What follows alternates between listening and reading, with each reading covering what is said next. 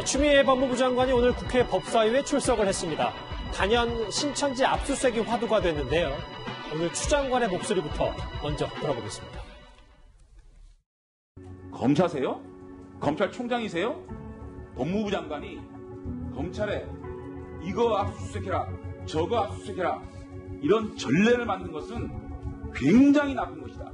그 코로나19는 전례 없었던 감염병이죠. 여기에 대한 비상한 대처가 필요한 것이고 여기에 대해서 보수적으로 전례가 있느냐 없느냐 하는 것은 너무나 소극 행정이겠죠. 국민 86% 이상이 압수수색의 필요성을 요구하고 있습니다. 뿐만 아니라 중대본이 또 잠적 우려 때문에 압수수색을 반대한다라고 했는데요. 지금은 중대본도 대검에 명단 확인이 필요하다 하는 업무 연락을 보내고 있는 상황입니다. 이렇게 추미애 장관이 신천지 강제 수사를 다시 한번 역설하면서 윤석열 총장과는 생각이 다른 것 같이 보이죠. 소통은 하고 있냐는 질문을 동시에 받기도 했습니다. 수사가 아니라 방역에 도움을 주는 수사에 초점을 맞춰라. 검찰총장과도 아직도 소통 안 하신가요? 제가 일반 지시를 내린 그와 마찬가지입니다. 제가 내린 지시입니다. 검찰총장하고 마지막 언제 통화하셨어요? 검찰국장을 통해서 지시하는 것도 있고요. 여러 가지 방법이 있죠. 글쎄요. 검찰과 법무부 입장이 계속해서 나뉘고 있어요. 하종대 국장. 그런데 일단 강제 수사를 공개적으로 사실상 지시한 거 아니냐라는 해석이 있거든요. 예. 왜냐하면 추미애 법무부 장관이 직접 검찰총장도 아니고 일선 검사장들한테 강제 수사를 지시를 했으니까 이거는 원래 장관은 법무부 장관은 일반적인 내용에 대해서만 할 수 있고 구체적인 이렇게 사건에 대해서는 검찰총장만 지휘할 수 있는 것인데 일선 검사장한테 이렇게 지시를 한다? 이 자체가 제가 보기엔 검찰청법 위반이고요. 그리고 또 하나는 지금 현재 추미애 장관이 왜 이렇게 압수수색을 요구를 했느냐? 두 가지를 들었습니다. 하나는 신도의 명단을 고의적으로 제출을 거부했다. 그리고 또 하나는 방역 추적을 하려고 하는데 이걸 고의적으로 방해했다. 이 두 가지인데 이 자체에 대해서 질본에서도 원래 그런 것으로 보이지 않는다. 명단이 기준이라든지 주소지, 교회 측 소속 이런 것들을 볼 때 약간씩 차이가 있을 뿐 큰 차이는 없다라는 얘기를 했었고 고의적으로 방역을 방해했다. 이런 부분도 만약에 오히려 압수수색을 하면은 오히려 이 사람들이 숨어가지고 더 오히려 방역 추적에 방해가 될 것이다. 이렇게 얘기를 했거든요. 그런데 이제 그 이후에 갑자기 오늘 바뀌었어요. 이 입장이. 질본에서 약간 입장이 바뀌었는데 왜 바뀌었는지는 다시 좀 알아봐야 되는데 그럼에도 불구하고 추미애 장관이 검찰총장을 거치지 않고 바로 일선 검사장한테 이렇게 지시한 것 자체는 제가 보기에는 위법이다 이렇게 봅니다. 앞서 들었던 민생당의 김광수 의원과의 질의응답은 어제 얘기였습니다. 김종욱 교수님. 네. 추미애 장관이 여러 가지 신천지 압수수색 강제수해야 한다는 증거 중에 하나가 명분 중에 하나 국민 86% 이상이 압수수색 필요성을 요구했다. 이런 근거를 대니까 일각에서는 그럼 중국인 입국 금지에서 여론조사 결과 높은데 그건 또 왜 안 하고 이건 이렇게 하냐? 라는 비판도 있더라고요. 국민 여론대로 다 할 수 있는 부분은 아니라는 생각이 분명히 들고요. 또 아시지만 중국인 입국 금지 같은 경우는 제가 볼 때 시점을 슬기한 측면이 분명히 있었고, 또 의학적으로 외교적인 영역에서 판단을 분명히 해야 되기 때문에 그 당시 과거마다 3만 명씩 들어오다가 최근에 1,000명밖에 안 들어오는 상황인 거고요. 또 그다음에 전 세계적으로 대유행이 되는 상황이기 때문에 실제적으로 입국 금지라고 하는 것이 별로 의미가 없는 상황이고 그 부분과 관련해서는 국민에게 잘 설득해야 될 문제인 것 같은데 일단 추미애 장관이 얘기하는 부분들에 대해서는 저는 일정 부분들 국민들 같은 경우는 압수수색을 요청하는 게 분명히 있다는 생각이 드는데요.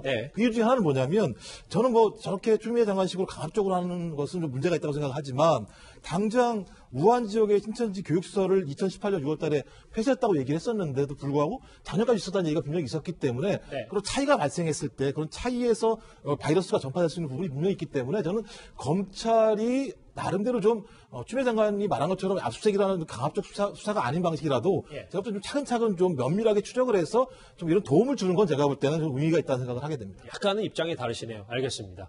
자, 그런데 오늘 법사위에서는 추미애 장관의 강제 수사 논란 말고도 추 장관의 태도가 도마 위에 올랐습니다. 영상으로 한번 만나보겠습니다.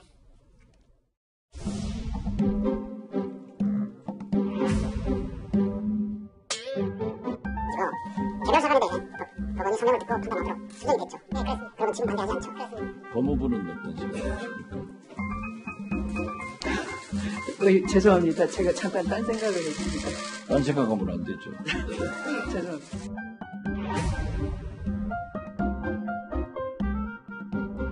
어떤 장관이 예전에 그런 압수수색 지시를 했던 적이 있습니까? 구체적 사건에 대해서는 장관님께서 그런 것들에 대해서 조심할 필요가 있는 거예요. 법무부 장관이 그 개별 사건에 대해서는 검찰 제가 장관이 어제 지휘하게 함으로써 장관님 잠깐만요. 대정부 질문 답변하는 데서도 내가 상당히 유감스러운 거는 조장을 하고 있기 장관님! 때문에 장관님! 일체 행위를 금지하도록 하는 것은 좀 제가 지금 질문하잖아요. 필요하다고 생각됩니다. 질문하시고 제가 질문 드리잖아.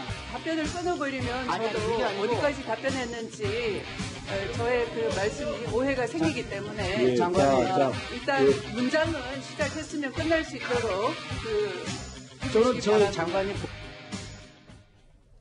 다선 의원에다가 여당 대표까지 지냈기 때문에 뭐 국회가 그 의원들과의 소통이 자유로울 수는 있었을지 모르겠지만 딴 생각 8장 동문서답에 대해서 너무 고압적인 거 아니냐는 비판도 있더라고요.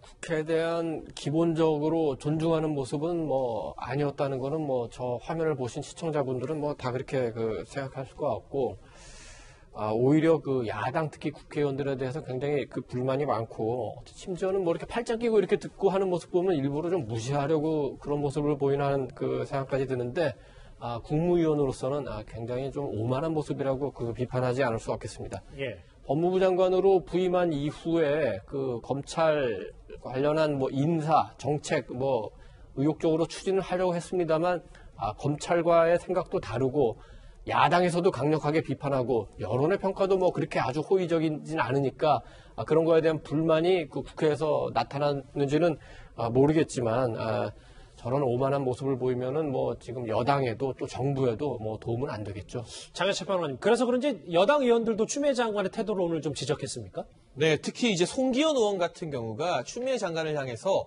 국회에서는 선배지만 이 자리에서는 의원들과 다투는 모습을 조심해주고 유연했으면 좋겠다는 말을 했습니다. 이 송기현 의원 법사위 간사거든요. 오죽하면 이런 말을 대선배이자 대표 출신이라고 할 수 있는 추미애 장관에게 했겠습니까? 국회의원이라고 한다면 우리가 국회 비판 참 많이 하지만요. 초선이든 재선이든 비례대표든 지역구든 일단 국민의 대표인 겁니다. 예. 국민의 대표 자격으로 상임위에서 질의를 하는 것이고 장관은 본인이 다선 의원 출신이든 여당 대표 출신이든 간에 장관으로 저 자리에 간 것은 행정부처의 책임자로 간 거예요.